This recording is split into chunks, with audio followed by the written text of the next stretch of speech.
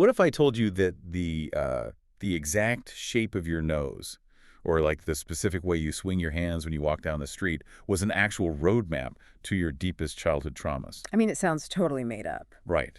But what if a random scar on your forehead could predict your hidden financial habits? If you are listening to this right now, I really want you to think about that friend who absolutely refuses to look you in the eye during a serious conversation. Oh, yeah. We all have that one friend. Exactly. And you probably assume they're, lying or hiding something, right? Well, today we aren't talking about generic personality tests. We are diving into a 5,000-year-old architectural blueprint of the human body and mind that suggests the friend isn't deceiving you at all. No, they're actually running massive long-term risk assessment calculations in their head. And the eye contact is simply too much of a computational distraction. It completely flips the script. So our source material today is this intensely detailed document titled The Complete Guide to All 12 Ascendants, or Loveness, in Vedic Astrology. Yeah. And the mission for this deep dive is, well, it's incredibly ambitious. Very ambitious. We are going to create an exhaustive overall review covering every single aspect mentioned in this source for all 12 signs. And I need to be clear right out of the gate, this is not like that vague horoscope paragraph you read in the back of a magazine. Oh, absolutely not. We are so used to separating the physical body from the psychological mind, like they're two totally different sciences. But this document argues that they are completely inseparable. Right. It's giving highly specific blueprints detailing exact physical features, skeletal structures, and how those map directly to hidden strength and dark challenges. Yeah, and just to frame this for you, these ascendants, or longness, represent the exact degree of the zodiac that was rising on the eastern horizon at the very moment a person took their first breath. The anchor, right? Exactly. It's considered the anchor of your entire physical existence. It is the vessel itself. So, as we go through these 12 distinct archetypes, I really urge you to look around your life. Yeah. You will definitely recognize these highly specific patterns walking right past you every day. Okay, let's unpack this. I want to start right at the very beginning of the cycle, the start of initiation, Aries ascendant, or Meshalanya. The first breath of the zodiac. Yeah. The physical description in the source text immediately paints this picture of intense forward momentum. It says an Aries ascendant has sharp features, a lean build, and highly energetic movements. Mm-hmm. It specifically notes a thin, long neck, a broad temple forehead, and a wedge-shaped face, plus black, dark hair, and a reddish or coppery complexion. But, and this is the detail that made me literally drop my pen, it explicitly dictates they have a scar on face or acquired later. Wait, really? A mandatory scar? Yes, it literally says scar on face. Why would an ancient system mandate a physical injury as a core trait? Well, what's fascinating here is, if you really analyze that physical architecture, a wedge-shaped face and a thin, long neck, this isn't just a random assortment of bones. Think about aerodynamics. Like that airplane. Like an airplane or an arrow. A wedge is designed to split the wind, to cut through resistance. This is the physical embodiment of someone who leads with their head, literally and metaphorically. Oh, wow. They are leaning forward into life, anticipating the next action before the current one is even finished. And I guess that explains their reddish or coppery complexion, right? Yeah. Because if you are constantly leaning forward, agitated to move, your vascular system is going to reflect that. Exactly. Blood rushing to the surface, high blood pressure. Right. And the personality profile matches that. It states they are quick to anger, but also quick to forgive. Bold, direct, action-oriented, natural leaders. Right. But getting back to that scar. Right. The scar isn't just a physical trait. It is a historical timeline of their impatience. Look at their psychological challenges in the text. Hastiness, impulsiveness, and being prone to injuries. Because they're moving too fast. Exactly. If you possess the raw energy of a pioneer, and your body is literally built like a wedge to run headfirst into the unknown, you are inevitably going to crash into things. The acquired scar is just the mathematical probability of their sheer velocity. That makes so much sense. Yeah. When this energy is strong, the source notes they're dynamic, have robust health, and literally walk fast. You do everything fast. But the source has a really harsh critique for when that exact same energy is weak. It says they become aggressive, their energy scatters, and it uses this specific phrase, initiator but not finisher. Ouch. Yeah. Now, I have to push back on that. Isn't being an initiator a positive thing? Like, startup culture worships the initiator. Yeah. Why is that framed as a catastrophic weakness? Well, it's a weakness because A spark without kindling is just a flash in the dark. Oh, that's a good way to put it. An initiator who never finishes leaves behind a trail of abandoned projects, confused teams, and depleted resources. If you are always running at top speed, but your energy isn't channeled by a clear goal, you don't lead the team. You actually abandon them. Right, they just run off a cliff and leave everyone behind. Exactly. The fiery, restless energy of Aries burns incredibly hot, but it is entirely unsustainable in a vacuum. It demands grounding. Which means you can't just have the spark. You eventually need something massive and dense for that spark to burn. You need the heavy reality of the earth. And that brings us to the second sign, Taurus ascendant, Vrishabha. The anchor of materialism. Yeah, and the physical contrast from Aries is just staggering. Where Aries was a lean aerodynamic wedge, Taurus is described as having a short height, a strong set body, a round face, and a steady gait. Very grounded. Broad, heavier hands, broad shoulders, a thick neck, thick lips, a broad forehead. It's like a brick wall. It's the complete cessation of velocity, right? Everything about the physical description, the low center of gravity, the thick neck is designed for absolute endurance. Why the thick neck specifically? Because they have to support the heavy head of material reality. They aren't looking around quickly like Aries. They are staring straight ahead, holding the line. Right. I was trying to think of a good analogy, and I think the Taurus ascendant is like a compound interest account. Oh, I like that. Yeah, they start slow, they are unyielding, and once they establish momentum, it is mathematically impossible to disrupt them. And the psychological profile says they are practical, calm, materialistic, loyal, and diplomatic. The ultimate steady win. But here is something that caught me off guard. Under their key strengths, the source calls them a money hoarder and lists stubborn. Wait, how is being a money hoarder a strength? That sounds like a total pathology to me. I mean, in our modern world, sure. But you have to look at it through the lens of ancient survival mechanics. If Aries is the spark, Taurus is the massive pile of dense wood required to survive a freezing winter. Oh, so it's about survival. Entirely.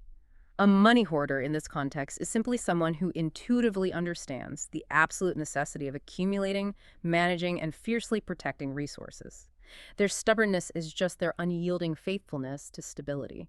So when this energy is strong, the text tells us it results in a balanced temperament, immense prosperity, and a deep sensual refinement. They love the physical world because they are the physical world. But the danger of a compound interest account is that, if the economy crashes, it just sits there, trapped.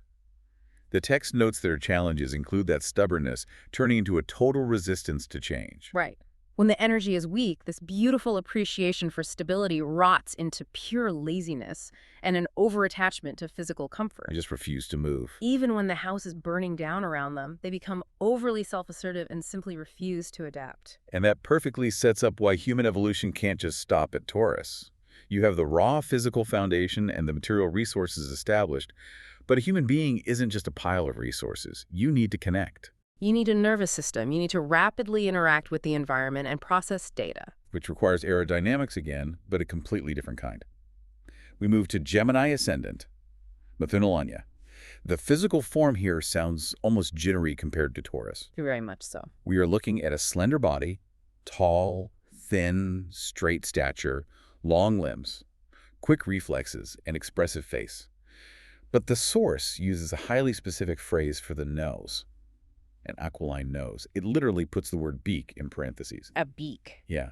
And this behavioral quirk, they move hands while walking. What's fascinating here is the entire architecture is avian. It's bird-like. Why a beak-like nose? Because they are constantly scanning the environment, picking up every subtle scent, every shift in the wind, flitting from one branch of data to the next. Oh, so they're like a bird looking for seeds of information. And that moving of the hands while walking, it's the physical dissipation of kinetic mental energy. Their brain is moving so fast that the excess electricity literally has to bleed out through their extremities. I love that. They are the human nervous system. The personality is communicative, intellectual, youthful, and they're excellent orators.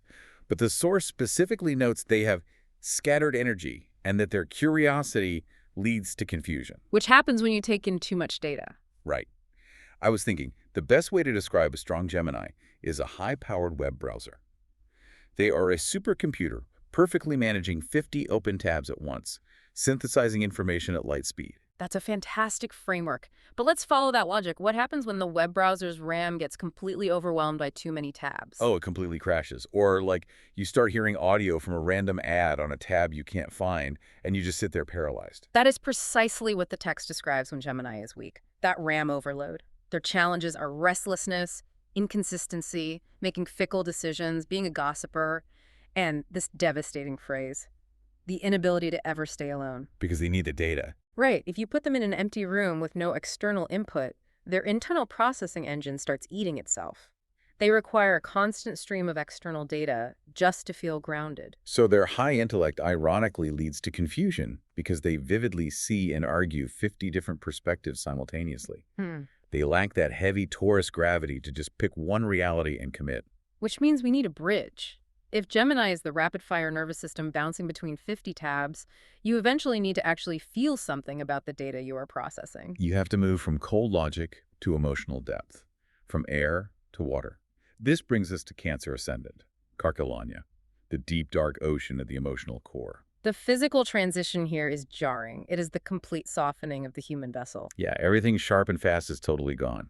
The text describes Cancer as having a full face with soft features and watery eyes, a roundish build, and notably, a weak body constitution. Very delicate. They have a flat nose, a less developed chin, a pale face, and an effeminate impression. Now, I have to pause here. A flat nose and a less developed chin. Why would an entire archetype be built with such retreating, soft facial features? Well, look at the animal kingdom. Sharp edges, protruding jaws, and hooked noses. Those are evolutionary tools for cutting through resistance or for predation. Right, like the Aries wedge or the Gemini beak. Exactly. Cancer does not want to assert dominance. It is not a predator. Its entire evolutionary purpose is to absorb, protect, nurture, and feel. The flat nose and less developed chin represent an absence of predatory aggression. Oh, it's like the soft body of a crab hiding inside its shell. Yes. This physical softness creates a non-threatening exterior to hide an incredibly sensitive, vulnerable interior. That makes the weak body constitution make so much sense. Their personality is highly sensitive, nurturing, intuitive, emotional, but they find it difficult to trust. Of course they do. They have no armor. Right. Their strengths are compassion, a motherly nature, and incredibly high memory retention. But I want to dig into the dark side of this. Under the when weak category, alongside clinging, the source explicitly states they have more mental health issues and that they literally store trauma. This is heavy, but it's crucial. How does an emotional trait like memory retention translate into physical mental health issues? If we connect this to the bigger picture, ancient texts align perfectly with modern somatic psychology here. Incredible memory retention is a superpower for empathy. They remember exactly how a room felt. Right. But if you are an emotional sponge absorbing the pain, the grief, and the stress of everyone around you, that water eventually becomes toxic if you can't wring the sponge out. Wow. So that is what stores trauma means. Their nervous system becomes chronically dysregulated. When the Cancer energy is weak, that high memory retention traps them in a loop of past pain. They remember every single emotional wound as if it happened 10 seconds ago. So their mood swings aren't just random. Not at all. They are the direct biological result of an overloaded emotional system frantically trying to protect a weak physical constitution. It's protective insulation. But an organism can only compress inward and hide in its shell for so long. Eventually, the human ego develops. It has to burst outward and demand to be seen. Which brings us to Act 3, the sovereign ego of Leo and the humble analyst of Virgo. The king of the jungle enters the blueprint. Leo Ascendant. Simulania. And you can see the royal physical presence immediately. The source lists strong bones, a broad forehead, a regal bearing, and a confident posture. A total contrast to Cancer. Completely. They have a big, bulky body, broad shoulders, a ruddy complexion. But the trait that stands out the most is the protruding chin. Right, the exact opposite of Cancer's less developed chin. Exactly. A protruding chin is the physical marker of confronting the world head-on. It's the jaw of a heavyweight fighter who isn't afraid to take a hit because they know they are immovable. And that ruddy complexion isn't the agitated high blood pressure red of Aries. It is the glow of absolute vitality projecting outward. The personality matches that roar perfectly. Proud, dignified, creative, authoritative with a strong voice. They love to rule. They do. They possess excellent admin skills and naturally lead a group. But here is a major contradiction in the text, and I really need you to explain this to me. Okay, let's hear it. Hidden right in the middle of this profile, describing the ultimate creative, vital, life-giving leader, the source drops a highly specific detail. It says, Leo is a barren sign, and their ability to reproduce is less. Ah, yes. Wait, how does the most radiant, vital sign in the zodiac equal biological barrenness? That makes zero sense. It is a phenomenal paradox, but it makes perfect sense when you understand the mechanics of the sovereign ego. We have to look at what Leo is designed to truly create. Okay, what do they create? Leo is the sovereign. The life force energy of a true king or queen isn't meant to be poured entirely into a quiet, internal, biological family unit. That energy belongs to the kingdom. Oh, their children are their vast creative project. Exactly. Their legacy, their administrative organizations, the massive groups they lead. The creative fire of Leo is so violently focused on grand societal legacy building that the purely biological act of reproduction takes a secondary, almost negligible role. Wow. So their fertility is expressed in world building, not family building. Exactly. But an empire requires subjects, and a king can easily turn into a tyrant. Which the text warns about. The challenges listed are egoism and domination. When weak, that noble personality curdles into arrogance, dramatic outbursts, and intense authoritarianism. They just demand the spotlight. Because when the ego becomes detached from generosity, it stops earning respect and simply demands blind worship. And the universe cannot tolerate a tyrant for long. So there has to be a correction. Always. Whenever you have a grand, ego-driven display that makes a mess, you require a profound corrective force. You need someone to step in, sweep the floors, and point out the flaws. You need humility. You need Virgo. Virgo Ascendant, Kanya. The physical transition here provides absolute whiplash. We go from the massive, radiant lion to a physical form defined by microscopic precision. A slender frame. Yes, a slender frame, symmetrical features, a prominent forehead, dark eyes, dark hair, medium to short height. And most tellingly, it explicitly says they have analytical eyes. Look at that phrasing, symmetrical features and analytical eyes. The physical blueprint itself is deeply organized, mathematically proportionate, and obsessively observant. It's like they're visually dissecting the world. Exactly. And the slender frame is crucial. They don't have the bulk of Leo or Taurus because their energy is entirely consumed by the nervous internal digestion of the world's flaws. That nervous digestion perfectly explains their personality. Yeah. The text describes them as detail-oriented, modest, methodical, critical, chaste, and self-contained. Very practical. Right. Their strengths are precision, service, being deeply systematic, and possessing excellent business sense. I keep picturing a strong Virgo as the ultimate proofreader of the universe. Oh, I love that analogy. They are the person who reads the majestic 500-page manifesto that Leo just wrote and quietly points out that they use the wrong there on page 47. They are vital for survival. They are the immune system of the zodiac. White blood cells don't build empires. They constantly scan the organism, identify what doesn't belong, attack it, and fix the system. But being the ultimate proofreader has to be a massive, crushing psychological burden, right? If your primary lens for viewing reality is scanning for flaws, what does that do to your own internal landscape? You inevitably turn that lens inward. You start proofreading your own soul. You'd get lost in the margins of your own life. Precisely. And that is exactly why their challenges are listed as intense overthinking, anxiety, and crippling self-criticism. The text says when they are weak, they become deeply pessimistic, overly picky, and highly critical of everyone around them. The drive for perfection, when unmoored from self-compassion, plunges them into a state of chronic anxiety. They literally cannot turn the analytical eyes off. So if Virgo's intense microscopic focus on the self and its flaws reaches a breaking point, it naturally has to look up and look outward. It has to seek harmony and balance with another human being to ease that anxiety. Which leads us to the aesthetics of balance, Libra. Libra Ascendant, Tulalanya. And the physical description here reads like the blueprint of a classical Renaissance painting. It's all about grace. Graceful, tall, slim body, a charming smile, dark hair, brown eyes, a straight nose, a pronounced forehead. The undeniable core theme is aesthetic beauty, symmetry, and proportion. The cold mathematical symmetry of Virgo translates here into warm, social, and physical grace. The straight nose and the charming smile are not just attractive traits. What are they then? They're the architectural tools Libra uses to disarm the world. It is a biological camouflage designed to make people feel at ease. And it is incredibly effective. Their personality is diplomatic, harmonious, artistic, social, polite, kind. I mean, they just sound lovely. They really do. But then the source drops two wildly fascinating nuggets in the strengths column. It says they make a good astrologer, that they have a lot of money, but also explicitly describes them as indolent. Ah! Okay, I need to break this down. First of all, why would a polite peacemaker make a good astrologer? What's fascinating here is that astrology, or psychology, is at its core about reading the complex relationships and geometries between different bodies, finding the hidden harmony. Oh, and Libra is all about harmony. Right. A fair-minded, diplomatic nature allows a Libra to read people objectively without projecting their own aggressive ego into the mix.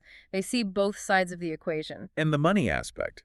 How does having a lot of money pair with being indolent? Because indolent literally means lazy. How do you get rich if you are lazy? This is the genius of Libra. They are the designers, not the ditch diggers. Because they possess immense charm and social grace, they constantly attract resources, partnerships, and investments.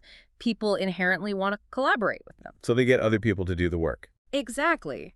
They design the beautiful garden, and then they partner with a Taurus or a Capricorn who handles the heavy, exhausting lifting. Their indolence is actually a highly evolved delegation tactic. But relying entirely on partnerships to carry the weight can become deeply toxic. The text lists their challenges as extreme indecisiveness, dependency, weak willpower, and being easily confused. When weak, they default to extreme people-pleasing. The source says they will literally sacrifice their own identity, their own truth, just to keep the peace in a room. And this is a fundamental law of physics. Nature abhors a vacuum.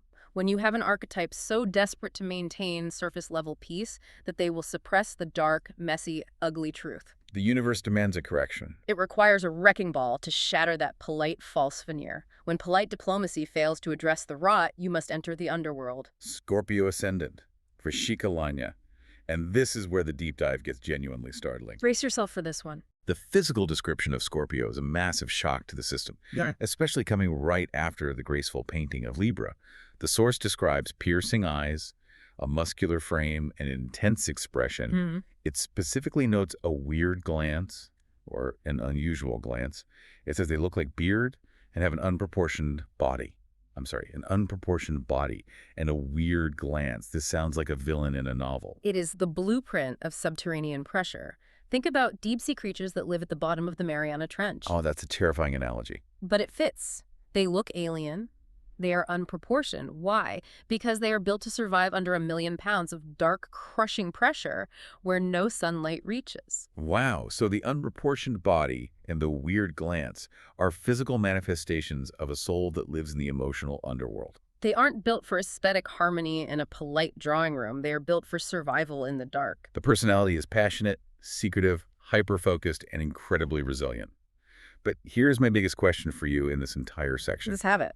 The source explicitly claims that Scorpios make both excellent surgeons and astrologers. Now, earlier you said Libras make good astrologers because they see harmony. But how do surgery and astrology fit into the dark, unproportioned blueprint of a Scorpio? It's actually the exact same esoteric skill set, just applied to different mediums. How so? What does a master surgeon actually do? They cut past the polite, symmetrical skin, they plunge their hands into the literal blood and guts of the matter, identify the hidden rot, excise it, and stitch the organism back together. Oh my God. What does a true deep-diving psychoanalyst or astrologer do? Exactly the same thing, but with the human psyche. They do not care about your polite Libra smile. They probe your hidden traumas without flinching. Both roles require a hypervigilant ability to operate in the blood and guts of reality. But if they are wronged, wow. the text is brutal. Their challenges are intense jealousy, vindictiveness, defensiveness, and being absolutely unreconcilable. Unreconcilable, that's a heavy word. If you cross a weak Scorpio, the bridge isn't just burned, it is meticulously rigged with explosives and pulverized into ash. When weak, they become paranoid, obsessive, and emotionally disturbed. Because if your default biological state is scanning the pitch-black trench for hidden predators, and you lose your internal anchor, you start seeing monsters in every shadow. The hypervigilance turns into paranoia. But, as always, the wheel of the zodiac must turn. That intense, suffocating subterranean pressure of Scorpio eventually hits a critical mass. It has to explode outwards. It shoots directly into the sky. Which leads us to Act 5, the boundless horizon of Sagittarius and the rigid structure of Capricorn. Sagittarius Ascendant, Dani Lagna. The physical form bursts back into the light, tall, well-proportioned, and they have an energetic aura. Blue or bluish-gray eyes, chestnut hair with a golden sheen, a fair complexion, Very vibrant. and a highly specific physical marker, horse-like face. The horse-like face is an incredible architectural detail because it ties directly into the mythological archetype of the centaur half-man, half-horse. It perfectly represents the dual nature of Sagittarius. The high-minded, intellectual human aiming his arrow at the divine truth, while physically sitting atop a massive, restless, muscular animal. And that dual nature is actually mapped out literally in the text. It divides the 30 degrees of the ascendant. It says 0 to 15 degrees correspond to the archer, and 15 to 30 degrees correspond to the horse. That is profound. It tells us there is a spectrum within this one archetype. You either lean toward the intellectual, truth-seeking drive of the human archer, or the raw, restless, uncontainable enthusiasm of the physical horse. The personality is fiercely optimistic, independent, freedom-loving, philosophical, and they possess a massive drive for victory. But they possess one glaring flaw. Which is They are a bad receptor for advice from someone. I mean, Yeah. why are they so stubborn if they're so philosophical? Well, think about the mechanics of shooting an arrow. If you truly believe you are shooting arrows of divine truth into the future, and you are galloping at full speed to retrieve them, you aren't going to stop and ask the villagers for directions. Oh, that makes sense. Their enthusiasm blinds them. When weak, their absolute certainty that they possess the ultimate truth turns them dogmatic. They become reckless, combative, and totally tactless. They just trample over people with the hooves of the horse while staring at the sky. So where does the arrow eventually land? It hits the hard, cold rock face of reality. Capricorn Ascendant, Makaralanya. The ultimate reality check of the zodiac, it is the heaviest, most sobering energy we have encountered since Taurus. The physical traits reflect that crushing gravity instantly. A thin but sturdy build, a deeply serious face. They have a long nose, and the text bluntly states they are not handsome. Not handsome, that's rough. It is. It also notes eyebrows planted low or joined together. Thin hair, thin beard, and a broad forehead. Why would the text specifically call them not handsome? Because Capricorn represents the weathering of time and stress. They are born old. The physical architecture is sturdy, but it is worn down by the elements. The joined eyebrows represent a face constantly furrowed in concentration. It is an aesthetic shaped by duty, not vanity. And it notes a peculiar quirk. They will not look in the eye while talking. I mentioned this in the intro. If someone will look you in the eye, you assume they're lying. But look at the context. With Gemini, the moving hands were about nervous energy. With Capricorn, the lack of eye contact isn't deception, it's about sheer computational load. They're calculating risks. Constantly. Looking deeply into someone's eyes requires real-time, messy emotional processing. For a Capricorn, that is a dangerous distraction from the massive strategic equations running in their head. Now, regarding these highly specific traits, the broad forehead, the thin beard, the low eyebrows, I need to point out an explicit, real-world example used in the source text. Right. The document specifically references Jeffrey Epstein as an example of this specific physical archetype. And following the rules of our deep dive, I want to explicitly state to you, the listener, that we are impartially reporting the source document's chosen example to illustrate these archetypal features. We are not taking sides, nor are we endorsing the figure or any viewpoints associated with him. We are strictly conveying the ideas contained in the original ancient texts to understand the physical and psychological mapping they are demonstrating. This raises an important question, though.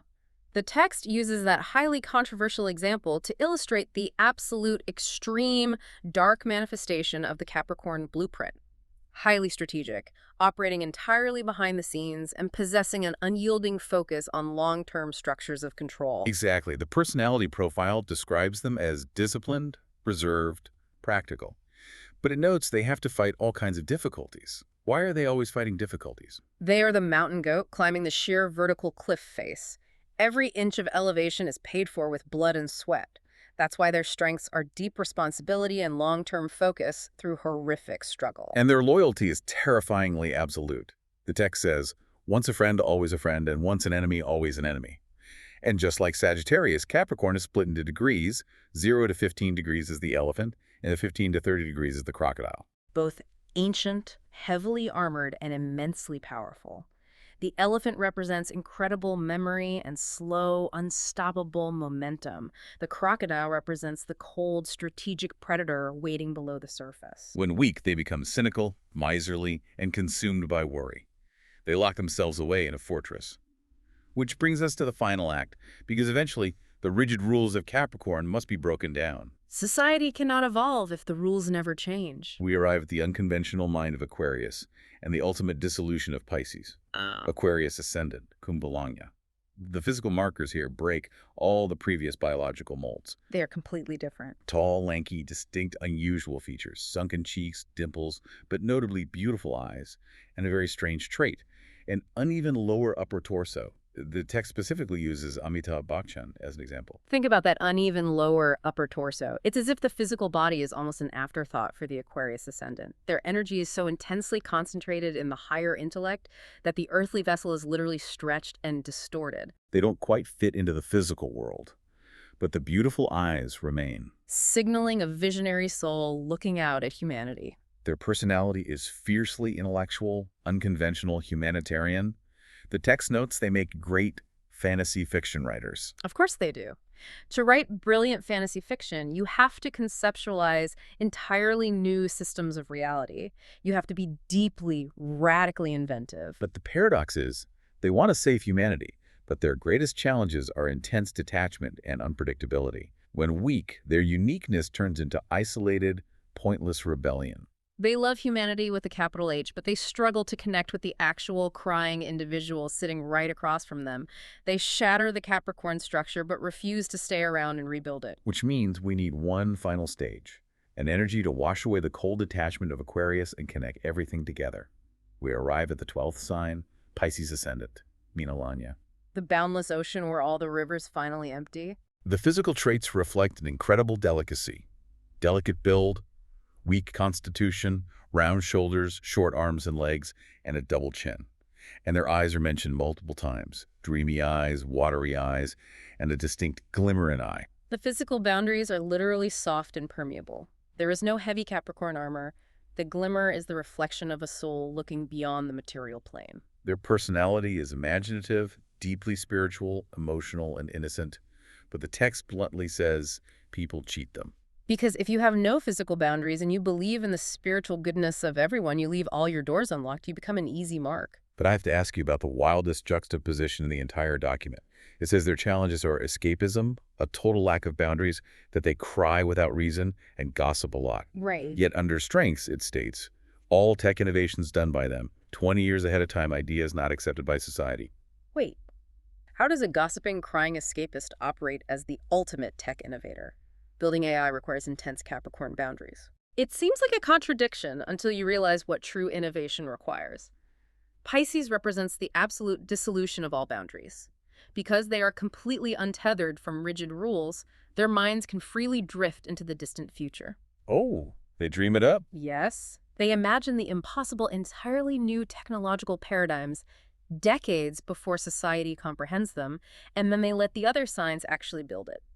But that same lack of boundaries destroys them when they're weak. If your mind lives 20 years in the future, the mundane present moment feels intolerably harsh. But you engage in escapism. You cry because the raw emotional agony of the world is too loud. The brilliant tech innovator and the crying escapist are driven by the exact same biological mechanism. A mind with no walls. So what does this all mean? We have journeyed through an incredibly dense 5,000-year-old architectural blueprint of human nature, from the fiery headfirst spark of Aries to the boundaryless ocean of Pisces. It is a breathtaking, complete map of human evolution. Thank you for joining us on this extensive deep dive. Hopefully, as you go to work tomorrow, you'll recognize a few of these architectural quirks of the people you love. You might finally understand why they walk the way they do. And as we close, I want to leave you with one final thought to mull over. If these ancient Vedic texts mapped highly specific physical traits, like a wedge-shaped face, or joined eyebrows to complex, highly accurate psychological profiles, are we simply looking at primitive astrology? Or, long before modern science, were these early scholars actually documenting an intricate system of genetic and epigenetic profiling, simply using the poetic language of the stars to explain the hardwiring of human DNA? Take a close look at the people around you tomorrow and ask yourself how much of their hidden inner world is written right on their physical faces.